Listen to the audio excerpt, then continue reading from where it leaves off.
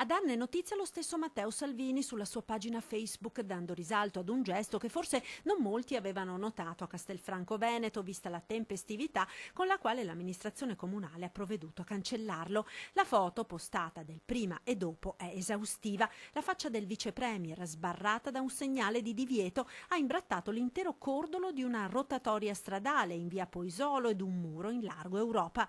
I soliti idioti, indovinate chi, imbrattano addirittura un'intera rotonda con la mia faccia imbrattata di rosso, scrive Salvini. Tutto ripulito in poche ore dal sindaco di Castelfranco Veneto, Lega. Ma quanto sono sfigati? Continua Salvini, scommetto che tra gli autori c'è qualche compagno o figlio di papà. Grazie, ci date forza col sorriso, avanti tutta, conclude il vice premier.